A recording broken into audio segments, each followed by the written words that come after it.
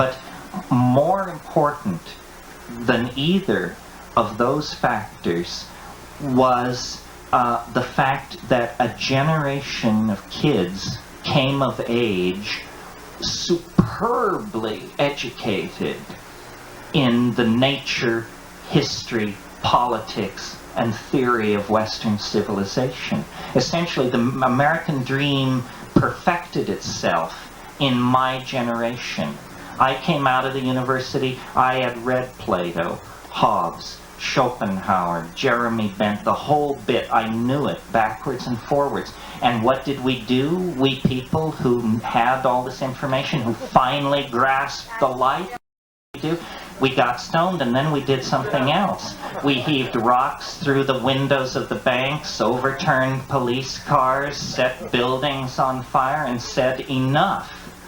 And I believe that the American establishment took a look at that and said, the idea of universal public education is a no-brainer from the point of view of control freaks. These universities are a nightmare. Let's turn them into trade schools, give everybody an MBA, teach them how to operate a computer keyboard and keep their mouths shut. And that's what was done. The dumbing down of America.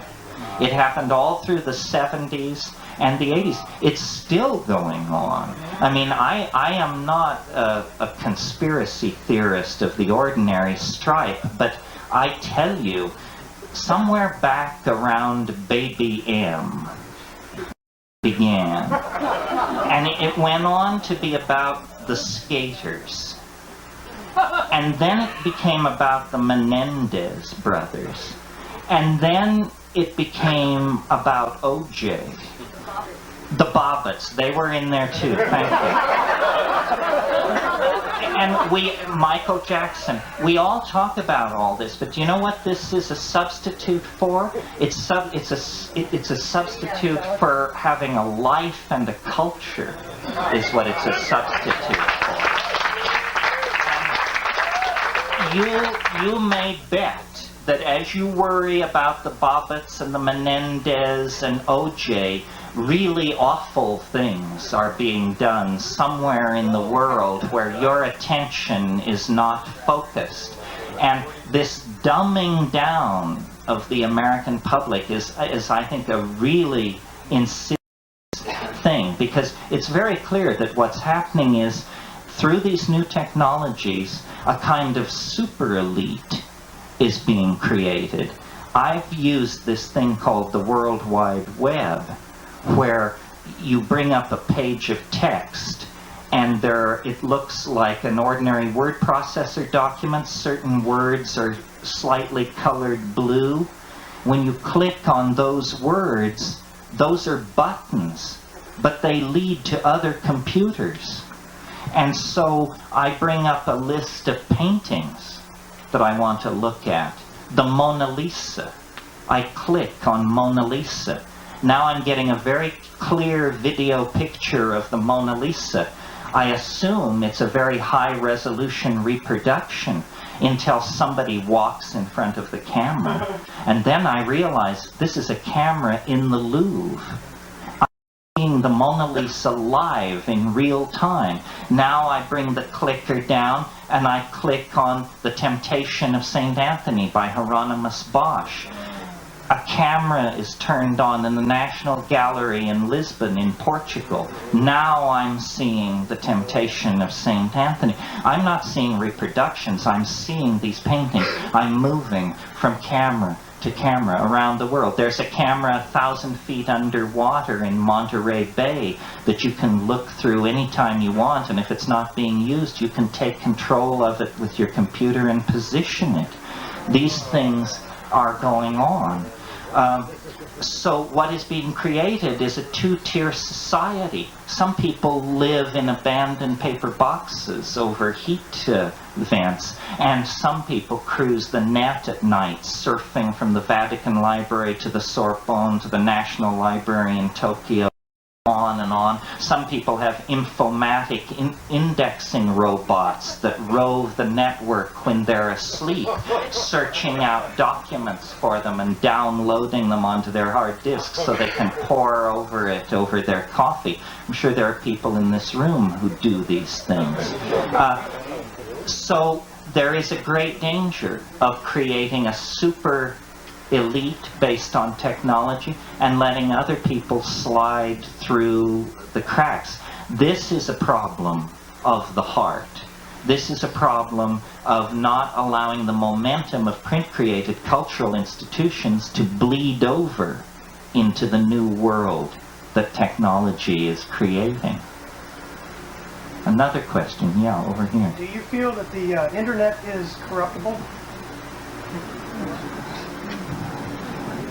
Is the internet corruptible? In other words, the candidates that are in control now that you've stated before, do you think that they could wrest control of the web?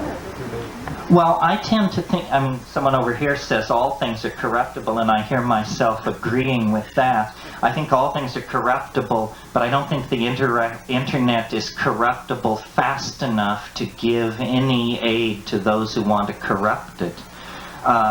An example of corrupting the internet would be the Clipper chip, but fortunately that was beaten back. I think that's a one thing. You know, a few years ago, software was copy protected and you couldn't copy it. And this was because software companies were very paranoid about that. But people quickly developed copy protection breakers and just went around it. And I think technology always leads toward greater freedom. That a wonderful fact of life is that technology favors democracy. And for a long time, I don't think this was true. 1984, for example, George Orwell's dystopia is a nightmarish world where a fascist superstate controls technology. But human beings are just too perverse. We're too creative. We break through. The unexpected always comes along to help us out. The original chips that went into PCs were designed on a Navy contract to guide a heat-seeking missile. And they did not meet, these chips didn't meet design specs. And so the Navy was ready to just throw it out. They'd blown $500 million or something and this thing didn't work, and so they were going to throw it away. And somebody fished it out of the wastebasket and said, well, you know what we could do with this, though? We could make little tiny computers with it. And the Navy said, well, why would we want to make little tiny computers? We have big computers. And they didn't understand. It's not for you. It's not for you. It's for somebody else. And that was a technology that was never supposed to escape into civilian hands. I mean, that was the greatest unmanaged blunder in the whole history of the game from the point of view of the other side. They lost their queen in that blunder.